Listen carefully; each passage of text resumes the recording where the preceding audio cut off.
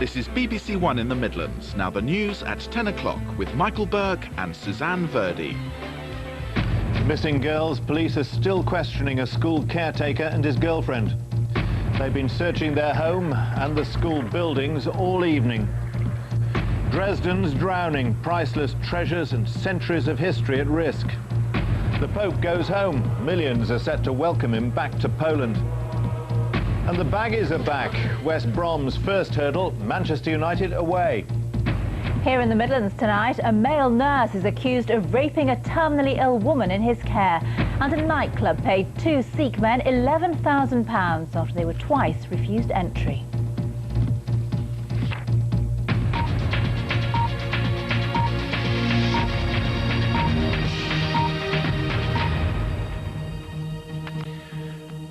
Good evening.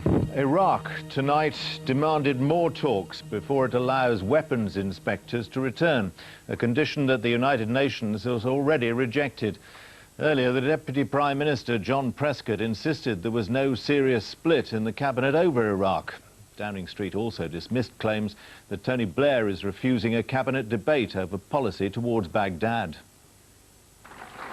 President Bush, like Tony Blair, is meant to be on holiday. But every day, either he or one of his senior advisors have managed to raise expectations of military action against Iraq. We'll continue to consult. Listen, it's a healthy debate for people to express their opinion. People should be allowed to express their opinion. But Americans need to know I'll be making up my mind based upon the latest intelligence and how best to protect our own country, plus our friends and allies.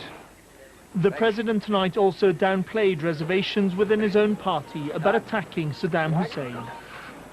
The next session of Parliament might be relatively far away, but developments across the Atlantic have left a number of politicians here increasingly anxious. And though Downing Street insists that no decisions have been taken and that nothing has really changed, some senior figures clearly feel that now is the time to make their concerns known. The leader of the Commons, Robin Cook, has now emerged as the most anxious voice in Cabinet and has promised to pass on the mounting concerns on Labour's backbenches.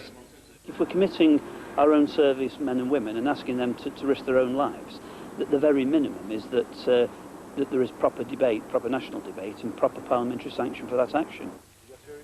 Tony Blair isn't even around to meet his cabinet at the moment, but even if he wasn't on holiday, he sees no reason to discuss Iraq when nothing specific is planned.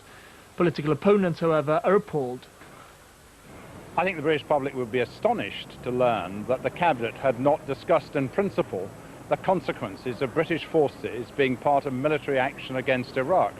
Surely if servicemen and women are going to be asked to risk their lives, they're entitled to know that they have the authority of the whole cabinet behind them. The Iraqi leader continues to complicate matters, tonight raising what looks like fresh obstacles to allowing UN arms inspectors back into his country. Another setback for those who want to avoid war. Gita Hari, BBC News, Westminster. Frantic efforts are continuing in the historic German city of Dresden to defend it from devastating floods. The emergency services have moved thousands of people from their homes, and they're attempting to rescue many priceless works of art. The Danube, the Elbe and the Vltava are running at levels unseen for generations. Tristana Moore is in Dresden.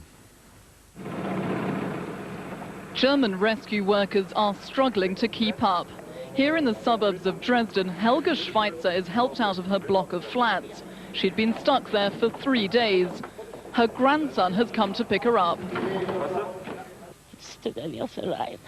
I've never seen anything like this, she says. I've been living in Dresden for 40 years. All the roads here are completely flooded. Cars just drifting along. The only way to get around is by boat. At this old people's home, hundreds are being evacuated. It's right on the edge of the River Elbe.